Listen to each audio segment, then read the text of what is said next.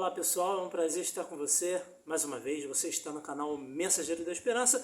Eu sou o evangelista Glaucio Honório e neste vídeo nós vamos abordar um tema super importante. Começaremos neste vídeo a fazer uma série de análises sobre o livro do profeta Daniel. Neste vídeo nós vamos ver aqui o capítulo 2, o que está registrado no capítulo 2 do profeta Daniel, que fala a respeito da visão, do sonho, na verdade, que o rei Nabucodonosor teve. Mas antes de abordarmos esse tema, quero convidar você, que ainda não é inscrito no canal, a vir aqui embaixo, tocar ali em inscreva-se, acionar as notificações para não perder nenhum dos nossos vídeos. Então, vamos lá. No capítulo 1 de Daniel, é feita uma apresentação, uma contextualização de quem Daniel era, de onde ele veio e como ele foi parar na corte babilônica. A Babilônia ela ascendeu ao poder por meio do seu monarca Nabucodonosor, através de uma série de batalhas entre Babilônia e Egito, Babilônia e a Assíria e Babilônia e Síria. Esses reinos haviam de alguma ou outra forma se unido para combaterem esse reino emergente, que era o reino da Babilônia. O primeiro grande monarca, Nabopolassar, foi pai de Nabucodonosor. Nabopolassar, enquanto estavam fazendo uma investida contra a Judéia, contra Jerusalém, houve a notícia de Nabucodonosor, de que o seu pai estava prestes a falecer. Nabucodonosor recuou da sua investida militar contra Jerusalém, contra Judá, voltou pelo meio do deserto até a Babilônia, assegurou o seu trono e, após ter assegurado o trono, ele retornou a Jerusalém, fez um outro cerco e fez com que aquela cidade caísse sob o domínio babilônico. A Bíblia diz aqui no capítulo 1 de Daniel, no verso 1, que isso ocorreu no terceiro ano do reinado de Jeoaquim, rei de Judá. No terceiro ano do reinado de Joaquim, rei de Judá, veio Nabucodonosor, rei da Babilônia, a Jerusalém e a sitiou. Em Jeremias, no capítulo 25, no verso 1, vem dizendo que o primeiro ano, deixa eu me encontrar aqui para ler para você, Jeremias está antes de Daniel, Jeremias capítulo 25, verso 1, está dizendo o seguinte aqui, vamos lá, Jeremias 25, verso 1, aqui mais um pouco está escrito, palavra que veio a Jeremias acerca de todo o povo de Judá, no quarto ano de Jeoaquim, filho de Josias, rei de Judá, que era o primeiro de Nabucodonosor, rei da Babilônia. Então, há uma diferença de 3 anos entre o início do reinado de Jeoaquim, rei de Judá, e o início do reinado de Nabucodonosor, rei da Babilônia. Nabucodonosor sitiou a cidade, levou o rei anterior, cujo nome era Joaquim, preso para a Babilônia junto com a família real, ou parte da família real, junto com alguns dos nobres, guerreiros, profissionais que estavam relacionados com o artesanato de armas e artefatos de guerra, ferreiros, carpinteiros, entre outros, e deixou lá uma parte da família real, próprio Jeoaquim, ficou lá em Jerusalém. Jeoaquim reinou ainda 11 anos, Joaquim reinou ainda mais 8 anos, porque o total de tempo que Joaquim reinou foram 11 anos, depois ele também foi deposto por Nabucodonosor, E nessa leva de judeus, vamos colocar assim, né, de filhos de Judá, que a Bíblia usa esse termo, né, filhos de Judá, que foram deportados para a Babilônia, também estava Daniel e outros 3 judeus que são destacados: Daniel, Ananias, Misael e Azarias. Desses 4 filhos de Judá, houve a seguinte ordem do rei Nabucodonosor, ordem essa que você vai ver registrada em Daniel capítulo 1, dos versos 3 a 7. O chefe dos eunucos do rei, chamado Aspenaz, recebeu uma ordem para que separassem dentre os filhos de Israel, mas também dentre os filhos de Judá, jovens com capacidade, com conhecimento, com educação, dentre os jovens da família real e também dos nobres, para que eles pudessem ser educados na língua e na cultura dos caldeus e pudessem, ao final de 3 anos, servirem como assistentes do rei. Então, Daniel, Ananias, Misael e Azarias foram escolhidos dentre esses jovens, passaram por esse período preparatório e, ao final desses 3 anos, eles foram convocados à presença do rei, o qual fez uma sabatina, fez várias perguntas a eles, e a Bíblia registra que esses 4 jovens, na verdade, foram achados 10 vezes mais doutos, mais entendidos, com maiores conhecimentos do que os próprios sábios da Babilônia. Isso é um resumo do que está aqui escrito no capítulo 1 de Daniel, para contextualizar quem Daniel era, de onde ele veio e o que ele foi fazer na Babilônia. Foi para lá como exilado, então nesse percurso ele foi preparado para servir como assistente do rei Nabucodonosor. O capítulo 2 vem dizendo que no 2º ano do reinado de Nabucodonosor, ele teve um sonho. O seu espírito se perturbou, passou-se-lhe o sonho. Então o rei mandou chamar os magos, os encantadores, os feiticeiros, os caldeus, para que declarassem ao rei quais lhes foram os sonhos, e eles vieram e se apresentaram diante do rei.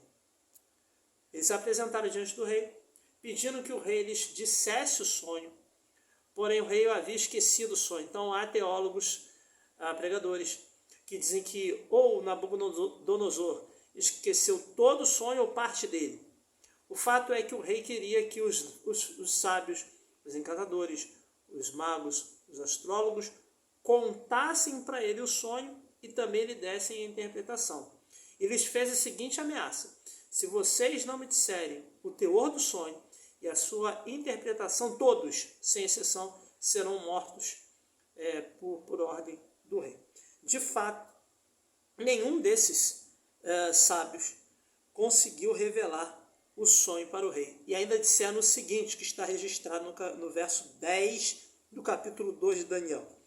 Responderam os caldeus na presença do rei e disseram: não há mortal sobre a terra que possa revelar ao rei o que ele exige, pois jamais houve rei, por grande e poderoso que tivesse sido, que exigisse semelhante coisa de algum mago, encantador ou caldeu. A coisa que o rei exige é difícil, e ninguém há que a possa revelar diante do rei, senão os deuses, e esses não moram com os homens. Então essa é a resposta que os sábios, os astrólogos, os encantadores, os feiticeiros da Babilônia deram para o rei, o encheu de furor.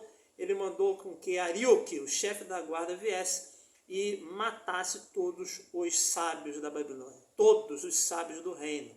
Entre eles estavam Daniel, Ananias, Misael e Azarias, os quais o rei Nabucodonosor, assim que os selecionou, assim que eles foram selecionados para serem preparados como assistentes do rei, mudou-lhes os nomes. Então Daniel passou a se chamar Beltesazar, Ananias passou a se chamar Sadraque, Misael passou a se chamar Mesaque e Ananias passou a se chamar Abednego, todos nomes relacionados com as divindades da Babilônia. Então, ao ser abordado por Arioque, o chefe da guarda, para ser levado para ser morto, Daniel perguntou por que o mandado, por que o decreto do rei era tão severo. Aríoco explicou a situação para ele. Ele pediu que fosse introduzida à presença do rei e pediu ao rei um tempo. A Bíblia não diz quanto tempo o rei Nabucodonosor deu para Daniel. Tá? Mas a Bíblia diz que Daniel pediu ao rei um tempo e o que Daniel fez? Convidou os seus amigos para que pudessem orar por uma revelação e por uma resposta divina. A Bíblia diz que Daniel, além da sabedoria que ele possuía, ele também possuía o dom da profecia. E a palavra do Senhor veio a Daniel mostrando para ele qual foi o sonho que o rei Nabucodonosor teve. E eu quero ler com você esta parte do capítulo 2 de Daniel, né, que é a descrição do sonho. E começa aqui no verso 31 do capítulo 2. Tu, ó rei, estavas vendo e eis aqui uma grande estátua. Esta, que era imensa e de extraordinário esplendor, estava em pé diante de ti, e a sua aparência era terrível. A cabeça era de ouro fino, o peito e os braços de prata, o ventre e os quadris de bronze, as pernas de ferro, os pés em parte de ferro, em parte de barro.